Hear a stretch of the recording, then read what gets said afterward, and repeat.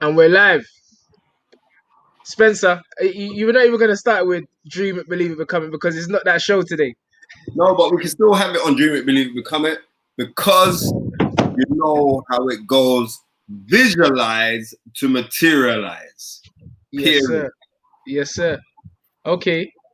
Yeah, Dream it, believe it, believe it, become become it. Come on down, but I don't want no one to come on down. I want people to come on up because There you we're go. at the top, bruv. You know, There you go. down business. You can't even see me so dark. I look so dark. You can't even No, see me. Don't even make no no, difference if I've got the glasses on. That's just your complexion. Come on. Old Tight Late Late Show Show 42. 42, Lions in the States, always supporting. Big up my guy, Bobby Wright. You know how it goes. Yeah, I mean, he's been here from morning. But seriously, Ton, it's been like so many things. I mean, so many things going on. And it's like we could easily just start with in fact, I'm gonna start with Eddie Hearn leaving Sky, right? Yes. And going over to DAZN properly in the UK, right? Yes. He's Big got move. a plethora of shows, but you know, I'm not boasting, but I know when we started the fighters, right? The year before last October, I was telling you all that from then.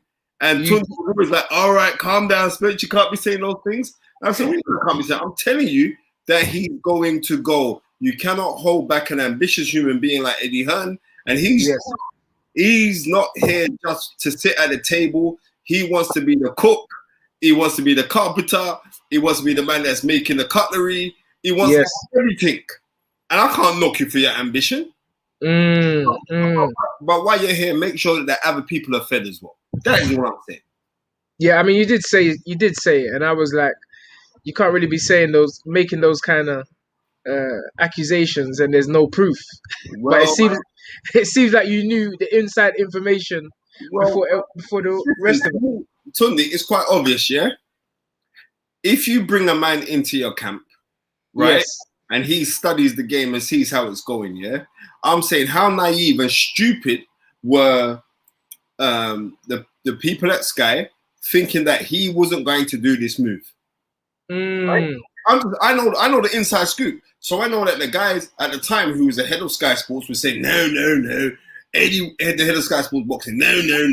Eddie will never do that. I said, are you sure? Right. But what you're trying to do, you're trying to encapsulate someone who has a broader mindset. You can't hold that down. You know what I mean? And unfortunately, that's what they thought that they could do, and it just didn't work. And now he's doing what he's doing, and he's seen. Listen. When Eddie Hearn was brought into the game, it was Audley Harrison that brought him, and then Eddie Hearn didn't even know how the pay-per-view model were designed. Is that right? Yeah. Yeah, because it was Audley Harrison when Audley Harrison fought David Haye. What was that, 2011 or 2010, right? When they fought, right? So at the time there, Audley needed a promoter to work with. He hooked up with Eddie Hearn while they were out in Las Vegas playing poker together. Okay. And then Audley saying, yep, I'm going to make the comeback. I'm going to come in. Eddie Hearn said, okay, then boom, I'll link with you. So it's Audley Harrison that gave Eddie Hearn his bust in boxing over here of that magnitude.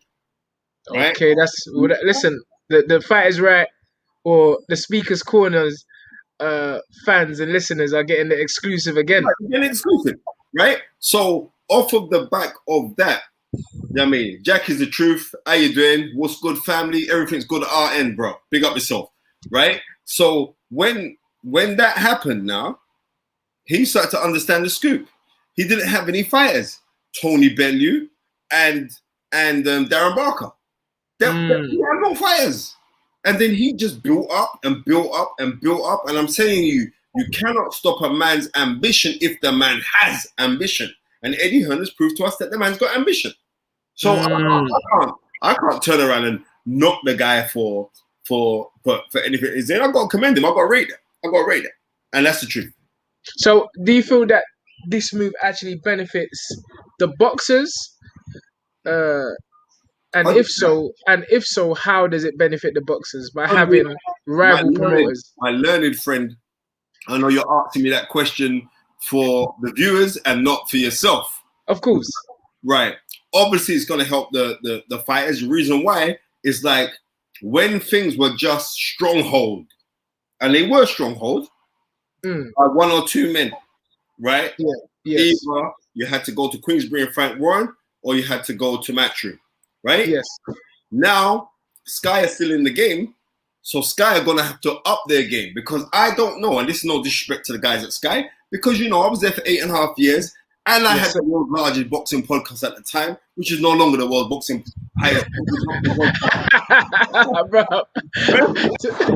Right? Okay. Right? Now listen. It used to be called toe to toe. Now it's called don't mash up my toe. Now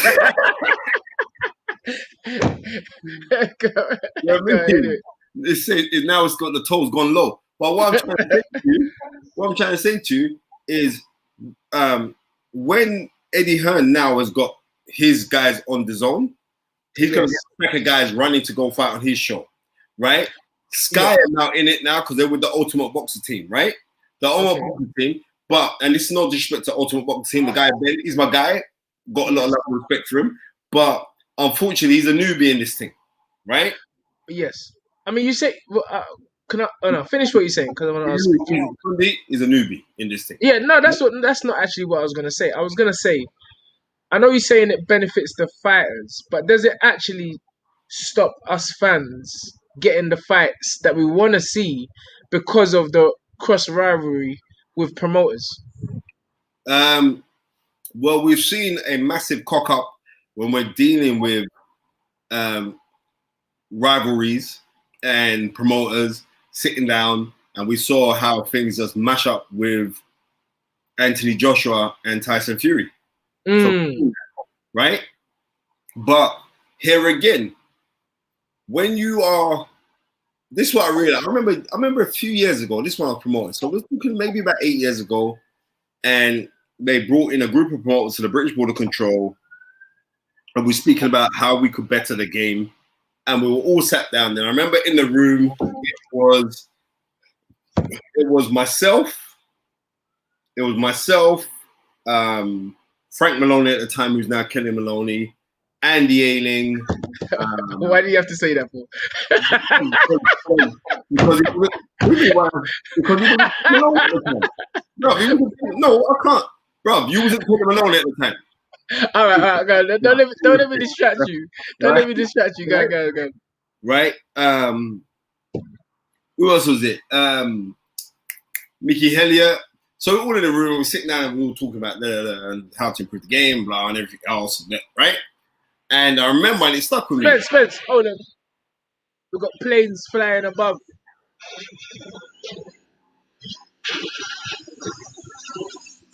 Yeah, that's how you know this is a real life film. Yeah, mind that don't spray you with COVID. That's how you know the planes are low, so you know I'm near the airport. Right, anyway, carry on. Sorry, Spence. You said you had Mickey Elliott. Yeah, so we're all in a room. I remember it stuck in my head. It's like Andy Ailing turned around and said, "We're having this discussion, but you've got to remember that in this room we are all rivals." Yeah. Okay, I didn't know that. Right. To which I interjected. I said, "You lot can be rivals, but nobody in here rivals me." And this is when Eddie Hearn first came into the game, right? So to see that man's growth, it's been exponential, right? And how he's done his thing, we got to say, right, it's a good thing. But I'm trying to say, when Eddie Hearn came in to the game, Frank Warren would deliberately run shows on the same day as Eddie Hearn. That's quite a big accusation there, Spence. No, do you have proof for that? How do you know Frank? Frank could have just been doing his thing, and it just so happened. No. He'd run shows on the same day. Yeah, right? but if just to show you that I'm the daddy here, I've got this thing on. Right? Okay. We can go on Box Rec right now. We can drag our Box Rec now and go back. No, I'm not saying that. I'm not listen, I'm not saying that the fights were on the same day, but that's quite a strong accusation. To be better than it was very coincidental that they were on the Yeah, pin. you can't just go throwing accusations because from what I know, Frank's just doing his business. Frank don't care about what's going on. So, Okay. so I think that's a kind of a strong statement to say, Frank purposely put on his shows on that day. I guarantee you that Eddie Hearn will be doing the same thing now that these Sky Boys that they're using the Ormo Boxer team. I guarantee you that Eddie Hearn will run shows on the same day. Reason why? Because it's the peacock showing his feathers. Like, listen, I'm the daddy here, right? No, I mean, I find that hard to believe because I think I wouldn't. Why would in my business head? I'm like, why would I purposely go and put a show on the same day as a rival promoter when I'm gonna lose numbers? The whole thing is to gain numbers. So obviously, if I'm splitting a day, then that don't make sense to me. I mean, I might be wrong, but that don't make sense to me. That don't make business sense to me. So I'm telling you, that's what happens in this game. Okay, cool. And I'm speaking from a person who's promoted. That's what happens in this game. So I'm saying 100% Sammy Ali. Tunde is one of the best trainers in the UK, period. That is a story that we're going to jump onto in a bit. But right now we're dealing with this Eddie Hearn situation. And there's a question that's up there now.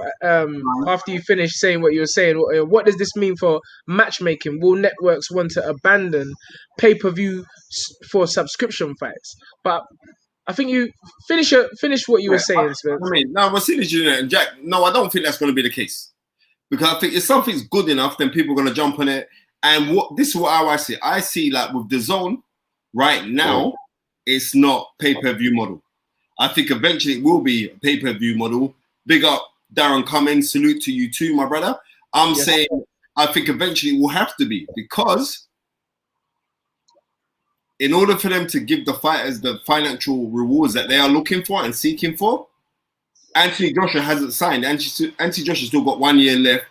Big up Boxing Barry. Anthony Joshua still got 1 year left with Sky. It's still up. It's still up in the air. No, Jazzy, you can never know where my barber is. Only Tunde's got to hook up to my barber. Right? Come on. Come on. Right? But I'm saying that with the pay-per-view models that are going on right now, for fighters to earn the money that they need right now, Dillian Whyte he's kind of, he ain't gone yet. And so Dillian Whyte is still with Sky? Still with Sky. Okay, that's interesting. Right. So what does that mean? Old type true boxing talk. No. $10 from the United States of America. Listen, my guy, true boxing. Yeah, I mean, what's it? Boxing black fight fan. Thank you so much. You know what I mean? You start the thing, now the money's gonna roll in because you blessed the thing. Now I'm saying now. Hold on, wait. Let me just continue that. True Boxing says, because it goes on to the question I was asking. He says, salute to you brothers. We got 4 big fights on the same day in the US. It happens, fam. Much love. And this is what I was saying. I can't. The US is a bigger place than the UK, Ton. Say again? No, obviously it is, but just to show you that it doesn't necessarily. There doesn't have to be a conspiracy theory that one promoter is using over the other. It may be because I personally believe everyone is about their business. Yeah, okay. I agree with you. They're about their business. But yes. if their business is also to mash up an next man's business, Ton. I don't know. I'm sticking to that. I don't care. I'm sticking to what I know. yeah, of course. Right. Your belief is real. Because your belief. Yeah, it's my belief. Right? And I know how that man roll on certain things still straight. Okay, so June 19th, is that Gambosis against Teofimo? Yeah, and it is also Charlo. Charlo's. The Charlo, yeah, because I watched the show. Like the winner of that fight gets a special belt to celebrate the Emancipation Proclamation of America, which was June 19th as well. So that's a big thing. I'll have to say salute to the WBC for even recognizing that struggle. You know what I mean? So, yeah. WBC groundbreaking as usual. Okay, so we got fights, but what I'm trying to say is this: it's like I believe that it's going to be beneficial to the fighters in the UK right now because fight purses will go up a little piece. And if you're, well, I'm not even saying fighters, I'm saying talented fighters and guys with real prospects, it will benefit you. It will benefit you because... Wait, sorry, Spence. Jack the Truth says, the fight happening on that day is exploiting on a holiday to maximize viewership, in my opinion. Well, you know what? I'm telling to you. That's a good movie, though. Listen, as a Niger man, that's a good move. Right, it's a good move, but also I would rather that they've done it than not do it because they're still recognizing the Emancipation Proclamation. That's facts. Right, that's what I'm saying. So it'd be easy, and not only that, but when I see guys like True Boxing saluting what the WBC have done, I'm seeing quite a few boxing blue bloods. I'm seeing lots of guys saluting it out in America. Then even more so, they haven't got to salute it because who feels it knows it. Yeah, but, and I, as I say, I watched the documentary, the little mini documentary of the Charlos, and you can feel it. It's something that's close to his heart. Yeah. And you know, he picked the date. It's his date. And yes, you're right. Right. Absolutely. Ricky VW says Frank would love to end Eddie's career. Nah, bro. See what I'm trying to say? See, I have to address things like this. I think that at a certain level, you have a certain opinion. And I don't mean that disrespectful. But I think when you get into the, you know, a man like Frank, who's been in the business for so long, I personally, knowing Frank, can't see Frank sitting down and saying, let's put a show on that day to mash up Eddie Hearn. I just can't see it, Spence. I can't see it. I'm glad that you can't see it. I can't see it. Maybe you can see something I can't, but I ain't following that script. I'm not following that script. Because it's business. Listen to me. How does, you got to tell me, how does putting a show on the same day as a rival promoter benefit one promoter? Because these guys are in there, they're not just come in and come out. These guys are in there for the long. How long has Matchroom been around? How long has Top Rank been around? How long has Frank Warren been around? Sports Network days. These guys are not in it for just for tomorrow. And for the long run, they got to be in that position. You got to be focused. And I just I'm not running with that. I'm sorry. Son, it happens. And what I'm saying is, they don't sit down and say, "Oh, the show happens to be on the same day as such and such." They're saying, "To hell with that. Let's be focused on our thing." So maybe indirectly or directly, right? Yes. They're still saying, "I want you to mash up because you're my rival," right? And even more so, I gotta say is like with the debacle that has happened with the Tyson Fury Joshua, yes. And like I said, Eddie Hearn was saying that like he must have thought that I was rejoicing when I was saying like well he got played. No, I'm just telling you what the landscape was saying to me, that somebody must have got played because there was an arbitration going on. And you were told not to worry about it, but obviously you should have worried about it because the arbitration ruled in the favor of Deontay Wilder. Yes, that's right.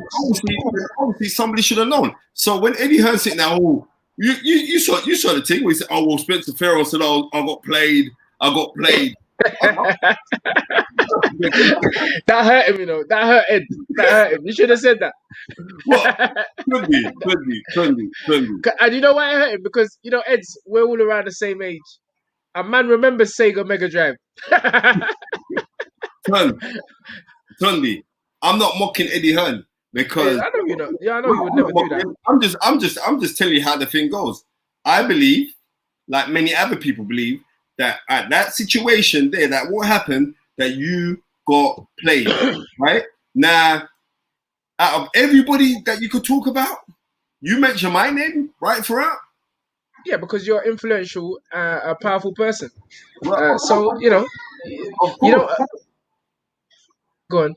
No, I'm saying, of course, I totally agree with you. I don't disagree with you. Yeah, no, because listen, if you say something, you know, there's a lot of people who respect your opinion in boxing. So, you know, and Eddie obviously understands that. So, but I just think, obviously, coupled with what everyone else is saying, meaning Bob Arum, and the only one I think has kept their class and dignity in all of this is Frank Warren. Well, correct me if I'm wrong. Frank Warren was the one that turned around and said, "Well, Eddie was talking too much." You know what I mean? Okay. For Eddie Hearn. It's going to be a learning thing for Eddie Hearn. seriously, he got played like Sega Mega Drive, my friend. The man put the thing up on the. Well, what's the matter with you? Yeah. You're happy with that post, innit? You're happy with that post. But then, listen. I saw Spencer Fearon say, "Oh, Eddie Hearn got played." It's like, well, sorry, tried to make the biggest fight in the world. Yeah. All right, cool. Say that. I love it. I love it. That's what we have to do. Well, he said he tried to make the big. Listen. But I did. You just said best. Right. So, Spencer, you got the thing on your phone. Right, there, ready to press play. So listen, out of everybody in the whole wide world, yeah, you're calling my name like me and you are beefing. I'm not beefing with you. I mean, you're like, this is the thing that's sad. I'll tell you the thing that's sad, yeah? Because Eddie's meant to know better because, like, yeah, BG Franks took this bridge. I'm telling you, right? That's why his teeth are so white and shiny, right? They go to the same dentist. So I'm saying, check this one out, Ton. Listen to his words. He's saying, "Oh, Spencer Fearon said I was getting played." Well, then he goes, "Well, maybe I shouldn't have trusted people and believed people when they were telling me things." Now, obviously, he's talking about Bob Arum and he's talking about Frank Warren, yeah? But more Bob Arum, right? Because he said that Bob Arum's a liar and he's the most greediest person that he knows and blah, blah, blah. This is his words. Now, my words to this is this. For instance, if Eddie Hearn was with a girl, yeah? Not talking about his missus, because I know his missus, she's a very nice lady, right? If Eddie Hearn was with a girl, just say he weren't married, he's with a girl, and they met Ed, and the girl cheated on him, and then someone asked me my opinion, I said, right, he got played, because I warned Eddie for a long time that the girl was a little gino and she was everywhere, right? But he didn't want to listen to me, right? And then he says, "Oh, well, Spencer Fearon said I got played." Talking about the girl, I got played. And then he says, "Oh, well, maybe I shouldn't have trusted and believed people who I shouldn't have." You're admitting that you got played. Just hold your hands up. Right, actually, their man they drew a card on me. And my own I don't know, my own ambitions to make something happen, it all went wrong. Rather you say that. But you're twisted like I'm laughing. But if he's listen, I mean, I ain't defending her. I'm just coming from a neutral standpoint. He said, and I quote, "Forgive me for trying to make the biggest fight out there." So he probably wasn't looking at the fact that everything what was going on, but because he's so single-minded, he probably thought, "Bro, I'm going through with this anyway. And I don't care. And it ain't gonna nothing." I heard him. I don't listen to too much, but I heard him say, "I will not be denied." And as he said those words, the thing mash up. Listen to me, yeah? Listen to me. Right? Yeah. I saw Frank Warren, yeah? Yes. And Frank Warren said the problem is that Eddie Hearn speaks too much. Okay. Right? Okay. That's what Frank said, right? So I'm not running down nobody's ambition. Do your thing. But what I'm saying to you is, like, as we say in Jamaica, not everything that is good to talk is actually good to talk. Yes. And that's what I'm saying, right? But that's a again, I'm not defending anyone, but maybe that's an old mindset. Eddie's maybe coming from the power of belief, the power of the tongue, and putting things out there into the universe and into existence. I'm just saying. I'm just saying. I'm not knocking him for that. I'm not knocking him for that. Yes. You know what I mean? I'm not knocking him for that. But what I am saying is, like, when you're doing this thing, why would you think, like, here are 3 men who are allegedly rivals, right? In this thing. 3 men are allegedly rivals. Okay. Right? Eddie is the new wave of this new thing, right? He's the new wave of it, right? We have to be real. Frank Warren is still current, but he's the old guard. Bob Arum is still current, but he's the old guard. There's a new trend of guys coming in, like with new media and everything else. So off of these new guys coming in, Eddie Hearn, as kind of, he understands that market far better than these old cats. But you're saying that, Spence. You're saying that. Tunde, I am saying. No, but there's things that don't change. And to be honest with you, from what I've seen, there's things that don't change, and there's certain principles of business that are immutable. They're always going to be the same. And all you need to do is go and look at the old conversation with Don King and the fights he made back in the day. It's the same. Nothing ain't changed. The game ain't changed. Yeah. Maybe we're looking at it from a different lens, but it's the same principles. And maybe that's why Frank and Bob are saying, fam, this man's chatting too much. He's going to mash up the thing. You see what I'm saying? And wasn't they right? Wasn't they right? Well, they were right. But then also, I could look at another way, Ton, right? Yes. That the plug to Saudi Arabia was Eddie Hearn. So no doubt the one that was going to make the municipal amount of money from this on the promotional side was going to be Eddie Hearn. So maybe big up Bobby Wright, $4.99. You're our guy. Bobby says you have 2 ears and 1 mouth for a reason. Eddie should have listened to Frankie Blue Eyes. This is what I'm trying to say. Because all the talk, and it was you that told me. You said that Tyson Fury's dad said to you, I'm hearing all this talk, but where's the cash? That's what he said to me. John Fury, I had John Fury, and John Fury said, look, I don't know what's going on, but no way to have the money. That's what he said to me, bro. So again, that's why I'm old school. And maybe that's why I'll gravitate to Frank in a way, because I just think my father told me anything complicated is BS. I don't want to swear. Guys, simplicities. You know, you there's a deal. The businessman wants to cut the most peas. Bro, you understand? And you don't really talk. You don't go on. Son, the most money I've ever earned, has never been complicated. I'm telling you, man. Right. It's what I'm trying to say. So basically, the two parties knew that there was an arbitration going on. Yeah. So why would you be announcing the fight knowing that the arbitration is going on? The reason is because man believes in this power of the tongue. But same way as you're talking about power of the tongue, there's also man talking a different talk with their tongue. Yeah. And you see what I'm saying? So it's basically a simple matter. It's basically Deontay Wilder cannot be denied. Exactly. He kept quiet. He kept silent because he knew in his back pocket he had a card of arbitration. Yep. And but so also, the next thing is this. Nobody offered step-aside money towards Deontay Wilder. But I thought someone was saying about 20 million. No, they didn't. That's just a number that got dragged out in the sky. They never offered him the money. Big up Nas A. Right. He's saying maybe Nas A is saying maybe Hearn's downfall. Everything public. And this is what I'm telling you about the old school boys. They ain't talking. Sometimes even I get frustrated that certain fights or certain announcement ain't made with Frank. But as I've grown to understand Frank's methodology, it comes from that same blueprint, which is I'm not talking this thing till it's done. It's old school. It works. For real. Let me just big up Jack is the truth. And he says you just changed the thing. All right, then boom, I'll read it on the No, Jack the Truth. This is Jack the Truth. It's the same thing. Yeah. You guys go on. You go on. You talk right. You guys have to explain why Tolkien killed this fight. Considered the failed attempt at making the Wilder fight. Don't you think the onus was on Eddie Hearn to talk the talk to prove he was serious? You want to answer that? You answer that. No, I'm going to answer it. Yes.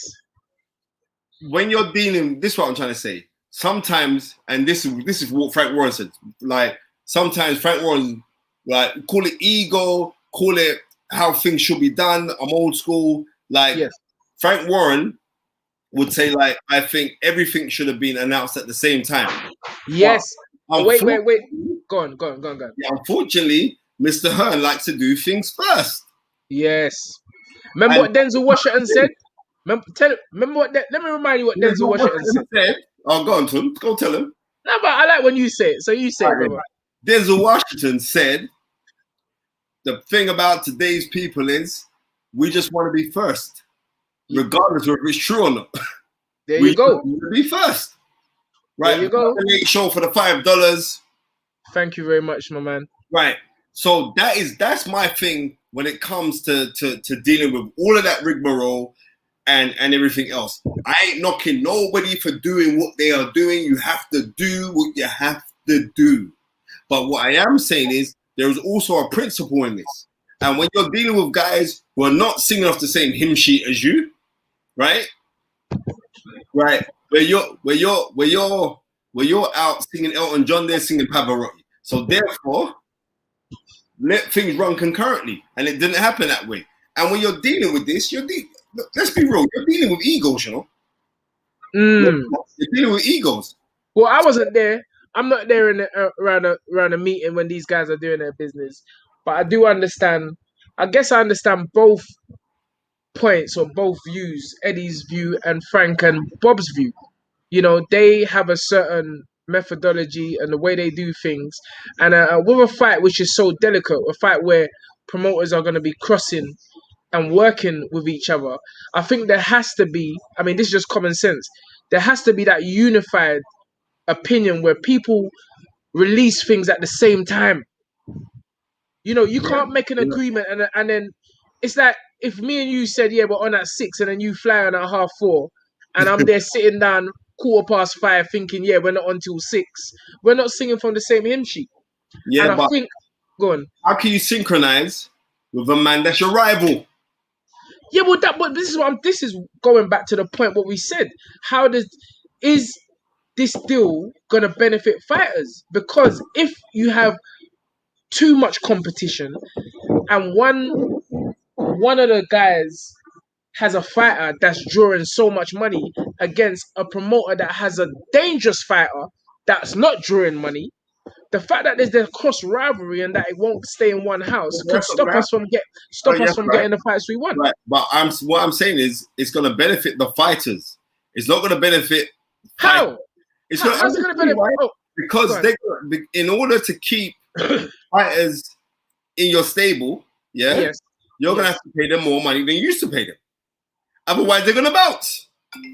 I'm going to take this. My mom just quickly phoned me. I got to take this. Mommy comes first. Right? You know this is live, people. But man's answering phone calls to his mother. Mommy, all right? You all right? You okay?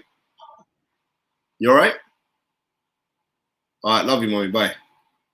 The late show. Oh, did you read what late show says?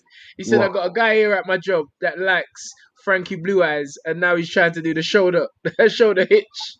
Catch the proper accent. Cool, yeah, bro. Frank's been doing shoulder roll from day one. Like I'm saying, I've learned from a long time that there's tricks in trade and mechanics in business. And the next thing, and I'm putting the onus on Bob Arum here. Bob Arum is the man that said that, and I was there when Terence Crawford came over here for the press conference for him and Amir Khan, and he said the only guy that doesn't work with us is Al Haymon. Everybody else works with everybody else, but Al Haymon not work with no one. Yeah. Yes. So why do you think Al Haymon would do anything to help that situation? What? When Bob Arum has on numerous occasions. But on this occasion, Bob Arum will be working with what's the name? Al Haymon. Of course he will be, but he'll be working on it only because of the arbitration. Okay. Because if it's down to him, he wouldn't. But they've worked twice before. But when they've worked twice before, I guarantee you they haven't sat down and spoke with Al Haymon. They had to go to Shelly Finkel.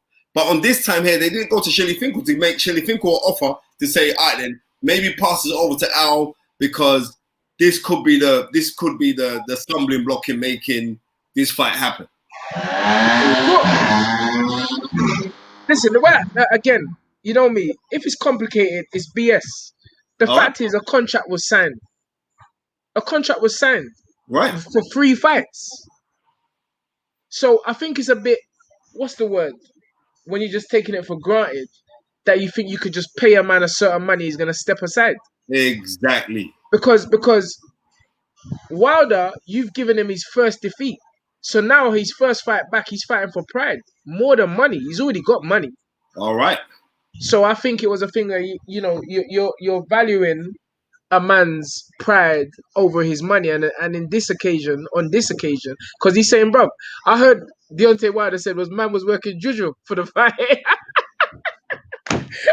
Bro, I heard him say, and you know, Americans, they can't speak patois. Juju. He said juju. Yeah, Man's working. Juju. But you know what? I'm going to rate Deontay Wilder. Yes. Because I rate his enthusiasm for this rematch. Like, he's actually relishing the fact of this rematch. Yes, it's going to be a good fight. OG Slim says, thing is, love him or hate him, he's a good promoter. You know he's a proper kick. You know he's proper kicking himself. He's got to humble and take the L. Them ones, big up you two. Thank you very much, my friend. Thank you very much, sir. Listen. It is what it is, right? It is what it is. Now, Anthony Joshua is going to fight Usyk. And what do you think about that fight? I don't. You know, I'm going to be real with you. Yeah? I don't go into history. Because I think that is 2 days out of Chris Eubank, when Chris Eubank fought Michael Watson the second time. The knowledge.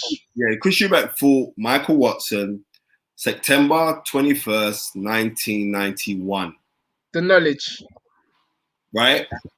And the reason why I can say that, because when that fight went on, I was 17 years old. No, I was 16 years old. And I was dating Kim, who used to go to school with. Yeah, Kim. She's got the same birthday as me as well, right? Yeah, same birthday. And me and Kim watched that fight together in my mum's, at my mum and dad's house in the front room.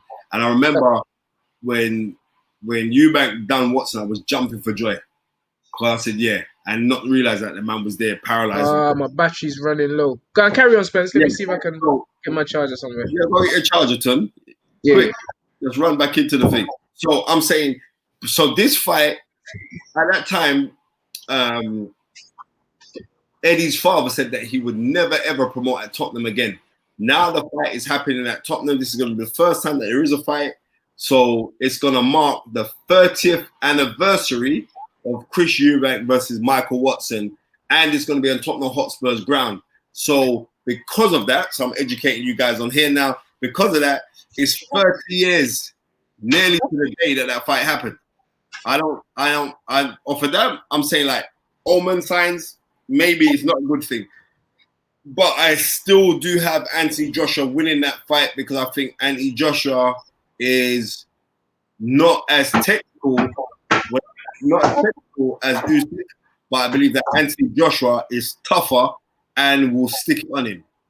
BG London says, geez, the knowledge. Yeah, I am. And I want people to realize that I'm doing this off my head top.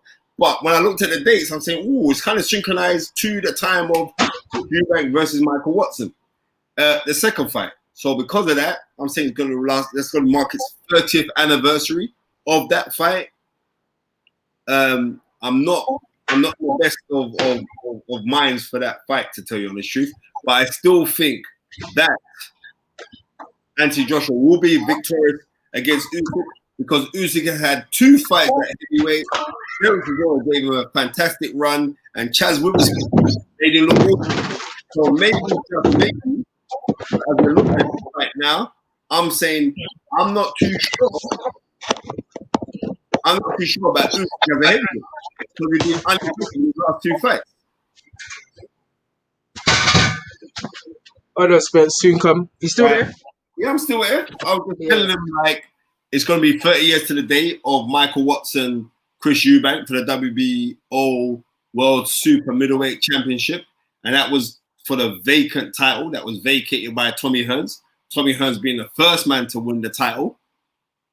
Tommy Hearns being the first man. Tommy Hearns being the first man to win the title. In what was that? That was December 1988. And then the crown got vacated, and when the crown got vacated, Chris Eubank and Michael Watson fought for the vacant crown because Eubank couldn't make middleweight anymore, and he moved up from middle up to super middle, and then he was given the shot against Michael Watson, who he just beat narrowly on points a few months earlier. But now when I'm looking at this now, I said, like, Usyk, in my mind, is a great cruiserweight. He hasn't impressed me enough at heavyweight, and I could see Anthony Joshua doing some serious damage. In that fight, yeah. Oh yeah, because that was where I left you. Yeah, that's what I see. Okay, so for all intents and purposes, so we need AJ to beat Usyk, and we're hoping Tyson Fury can repeat the damage that he inflicted. Well, I'm not hoping. I'm a neutral party, so I'm not. I don't want no. I don't want no bad energy on me. I'm neutral. But I'm keeping this thing 100. I'm not too sure that Tyson Fury is gonna beat Deontay Wilder this fight. Wow. And I've said it. And the reason why is because if you look at Tyson Fury, big up Country Don. Hold on. Is this the truth? What I'm just hearing? What? Lopez has got COVID for the fight. Somebody needs to give us an update on that. You know what? I'm gonna go check that. It must be Man saying Lopez got COVID for the fight, so there's no fight. Sure, Tunde. Wow, is that serious? That again, that's mashing up Triller. Yeah, you know what? Absolutely. The game's the game, Ton. The game's the game. The game's and the game. Triller was dissing Mayweather Promotions. $6 million. Triller was dissing Mayweather Promotions about the fight with Floyd and Logan Paul, but Leonard Ellerby fired back and said, "Fam, you better worry about your own business." And now your tickets have gone down. And now if this fight has been cancelled because of COVID and Lopez, what an even bigger blow. So we've had potentially two big. Say again, Spence? I said that's mad if it's true. Two big fights that have been cancelled for one reason or another. Lopez, COVID. I'm just checking it right now. Yep, Teofimo test positive for COVID. Jesus. Postponed until August 14th. Oh my goodness. And who's the person that told us that? Thank you very much for telling us that, because it just came in 12 minutes ago. So we were reading on air, so we went, no, but yeah, it's out on DAZN. Yeah, the fight's off. Wow. So again, we have new guns talking the thing too. That's what I'm trying to say. And again, why I always go with a safe bet. People like Frank and Matchroom, for that matter, they've been around a long time. And Bob Arum, they've been around a long time. And I think nowadays people they're going for the money. Although we do know, it's always about getting the most money. But sometimes you need to be built up the right way. Even if you look at Oscar De La Hoya, Manny Pacquiao, Floyd Mayweather, they all started with Bob. Yep. They all started with Bob.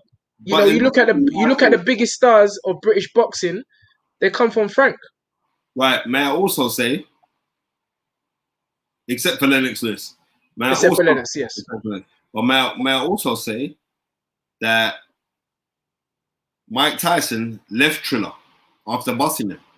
Is that correct? Yeah. Yeah, because he said they didn't want to give him a back end deal because Mike earned more money off of the subscriptions, and they kind of held back the money. So he said it on his podcast. He said, yeah. So he goes, I don't need to be with Triller. I don't need to be in Triller. So So yeah. Mr. Hussein, that's a wicked view that Tunde's got in it. Come on, all day. Right. Rachel Chigozi says, when the date for the rematch expired, Arum never terminated the contract, said Eddie. So why would Bob tell Eddie a door is closed when he knows he has purposely left it open? Isn't that deceitful? No, it's not deceitful. It's smart. Business. It's business. And no, on the rules, it's like this, right? Like I'm gonna keep on saying. Eddie Hearn can no way think like I'm hating on him. It is what it is. But what I am saying is it's the game. And obviously, like I'm saying, the person that was going to make the municipal amount of money outside of the fighters for that fight was going to be Eddie Hearn. And okay.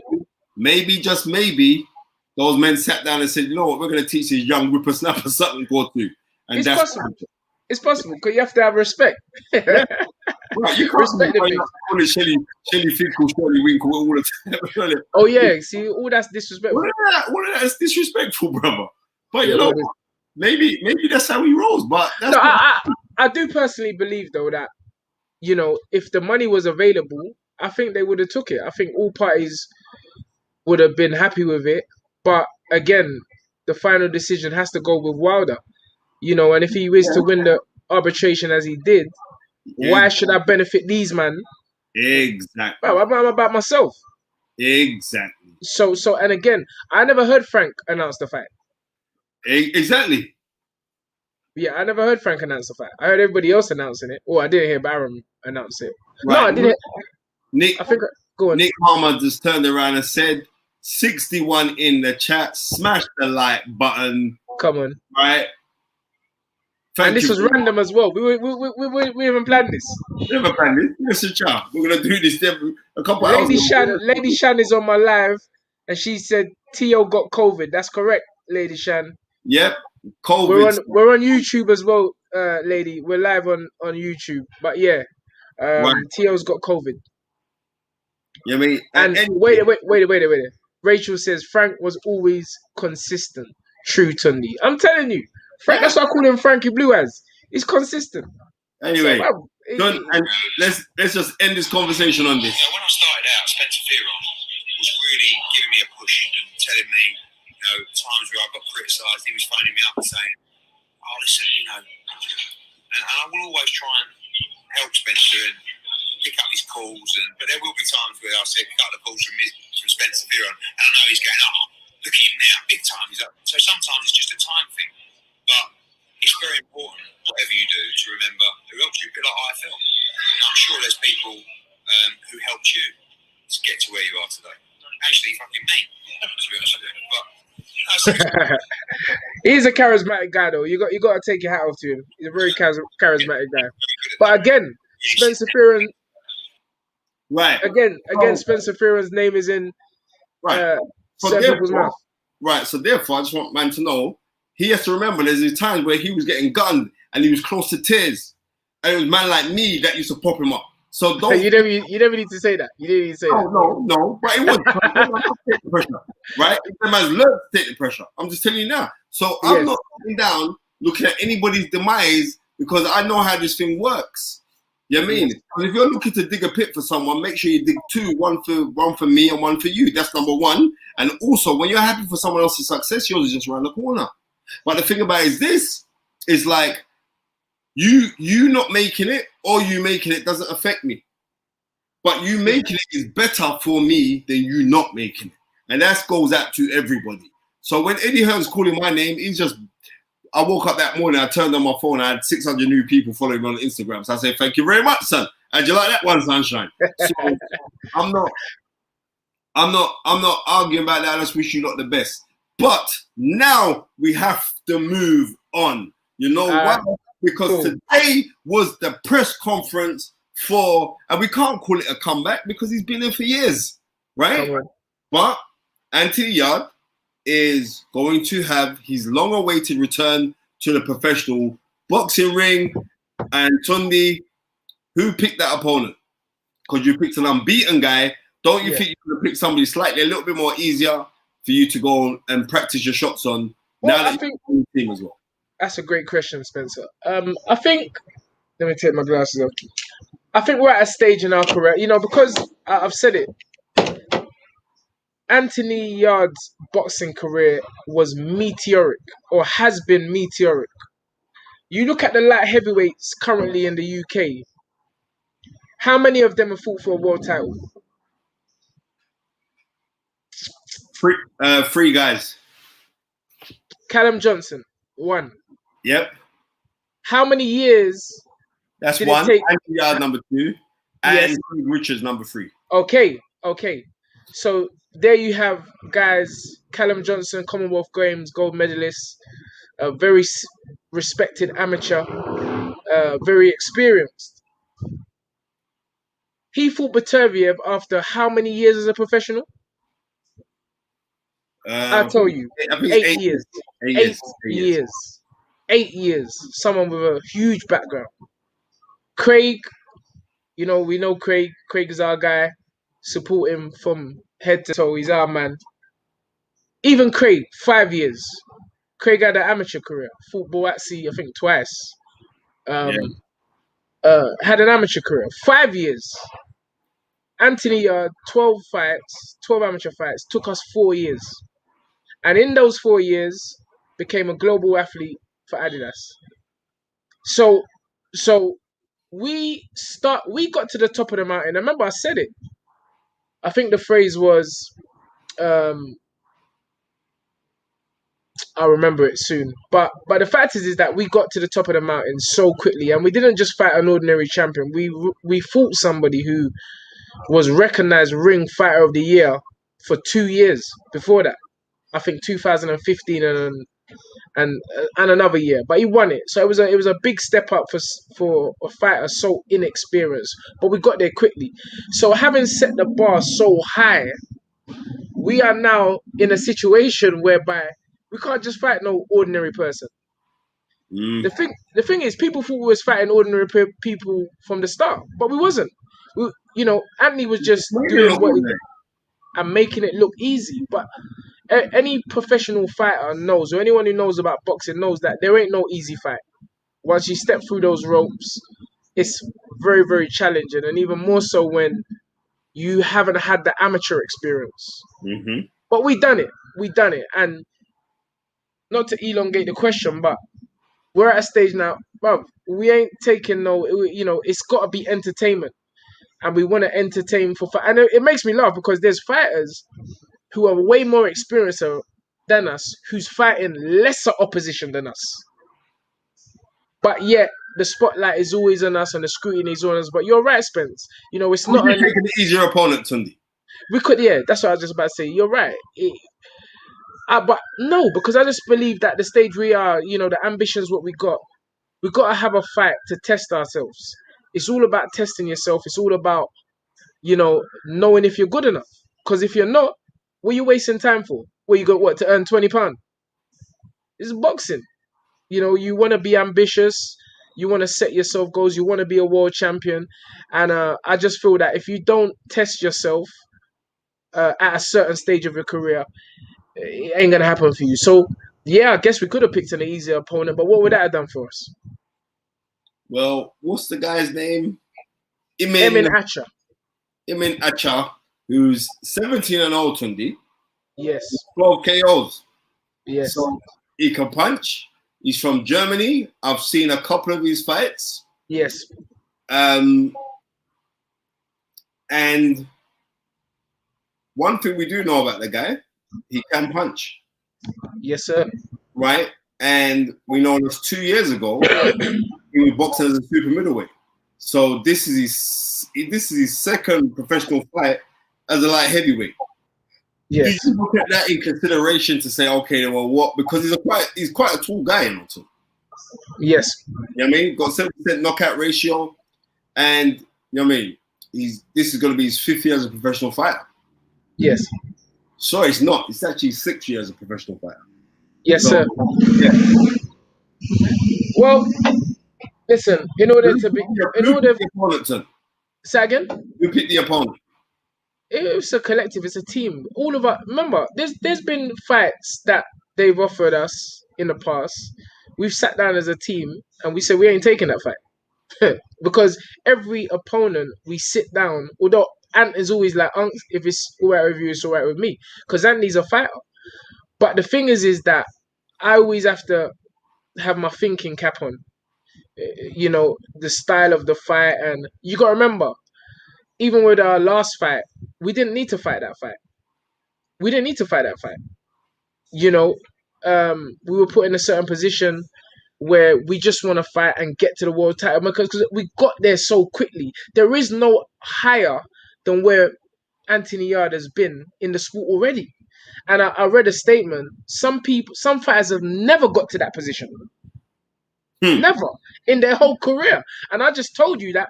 Go and look at the light heavyweights, the ones with all this experience, all these great trainers supporting them.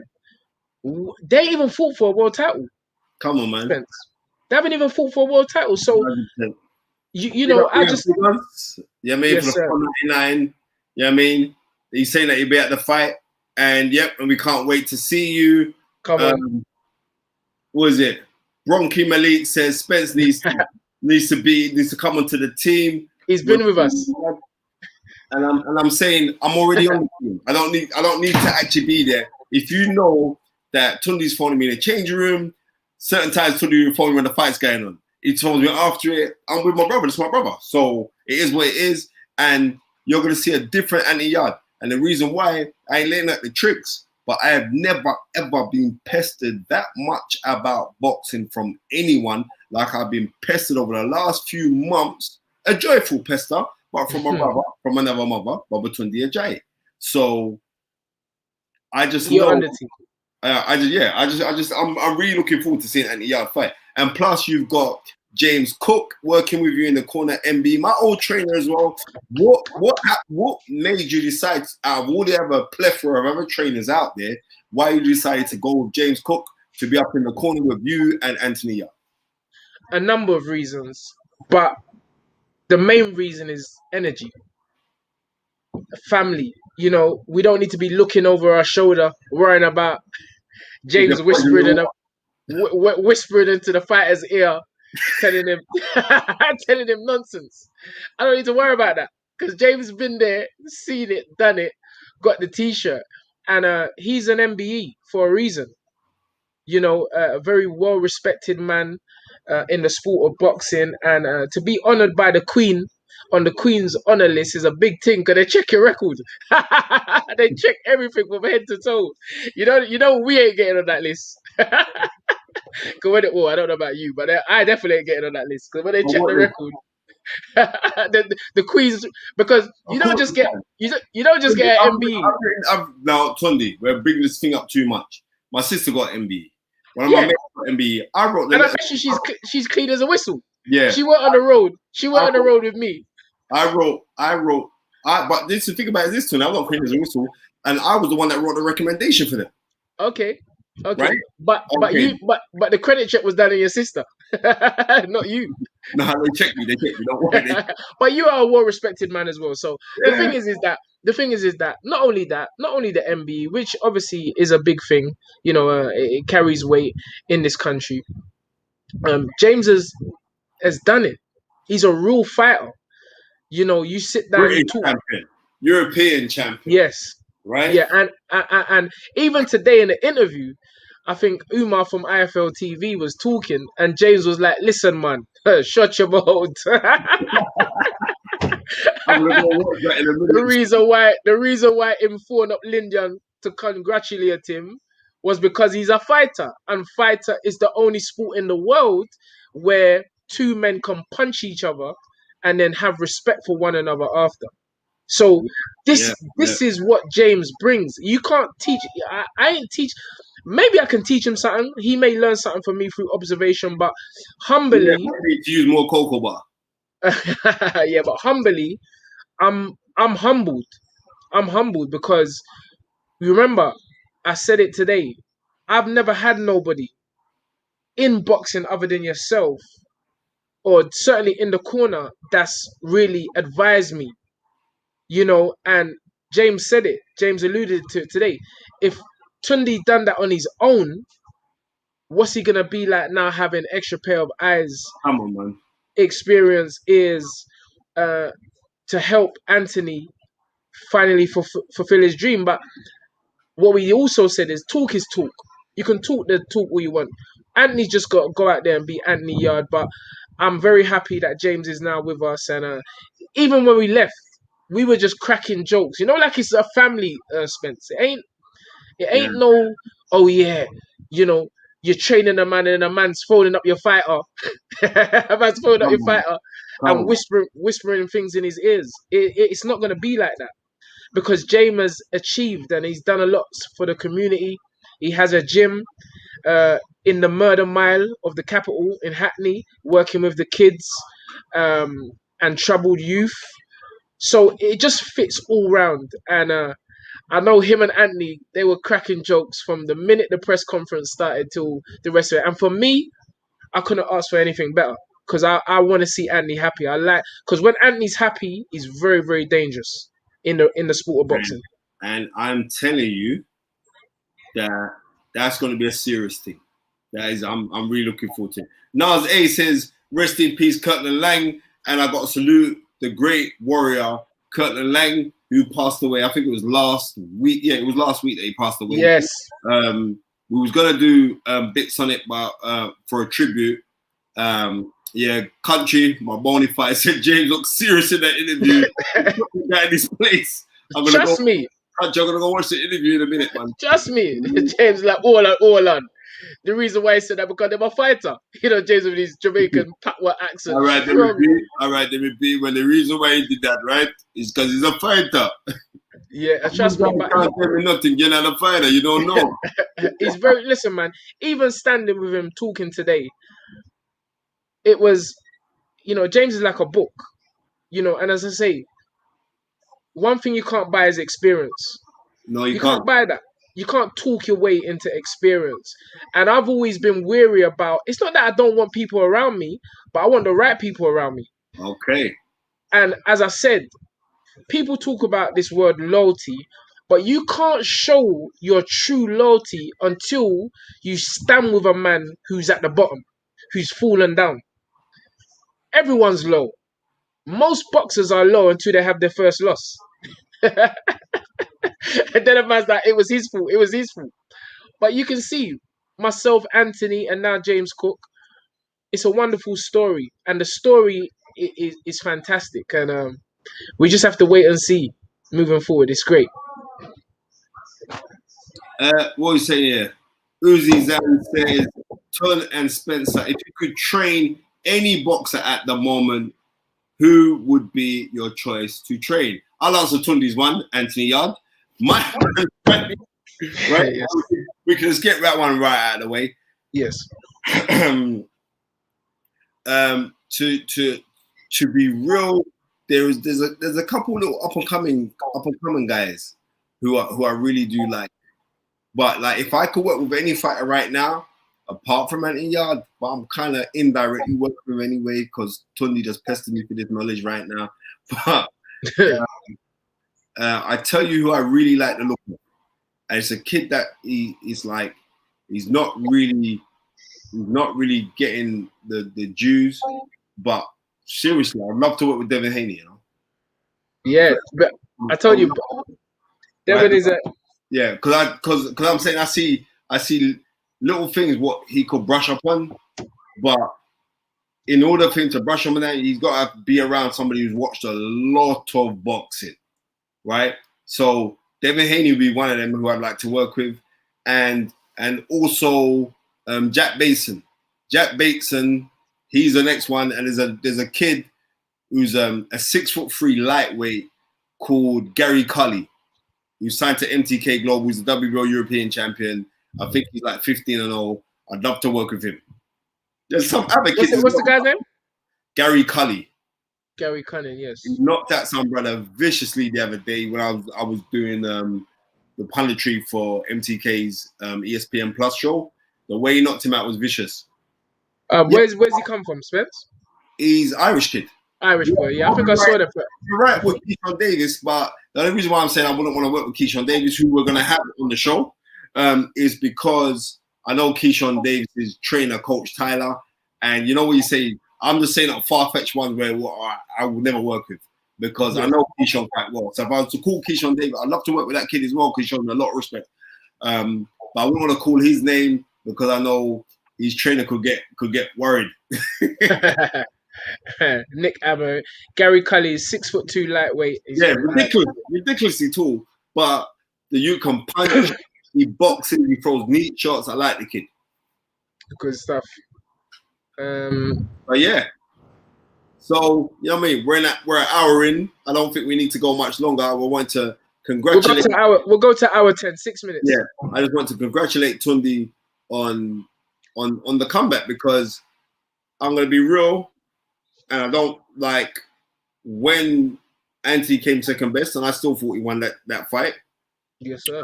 When he came second best, Tunde was in a dark place, and and I have to commend him for showing his strength to readjust and to make adjustments. Because loads of people, when certain things can go wrong, they don't readjust. They think it's everybody else's fault. Then I've seen somebody look into themselves and say, right, I'm gonna have to address this. I'm gonna go take this and that. And his study has been meticulous, and I mean meticulous. And I believe that we're going to see that in the fight, because not only that, but when I'm saying like James Cook is a very wise man who's not running out to seek the adulation. We're seeing other trainers, they're running out to see the adulation. Reason why I know, because I know when there's times where I was skiving from training and James Cook, I'd turn back in my house and James Cook would be sat in my mum and dad's front room. All right, then the people are going running. James Cook's the man that used to come and get me to go running at 5:30 in the morning every day. The man would drive down from Hackney to Kennerton to take me running. We do the bridge runs, right? So off of that now, I'm saying here is a real human being that never got the kind of the leg up. So when I'm seeing the leg up that you've given James Cook, because James Cook always turns around and like, James Cook's family to me. That's what do you think about James Cook? I said, that man's family. And then Tunde asked me certain things. I said, nah, James Cook's a proper guy. It's mad because we're not mad. Mad is the wrong word, but it's funny because, you know, one of the first things that James said to me, you know, when we approached him was, first thing I want to say to you guys is, what you guys have done by yourselves is amazing. All right.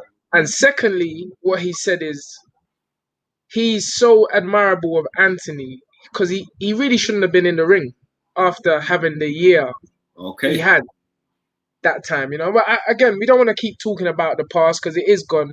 More about the future and the fact that James is a welcome addition to our team now, and he's been in the gym and he's very, very impressed with Anna.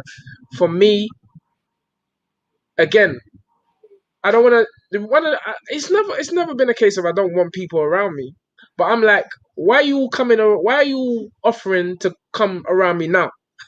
When we done the things from the bottom, why weren't you there from the beginning? All right.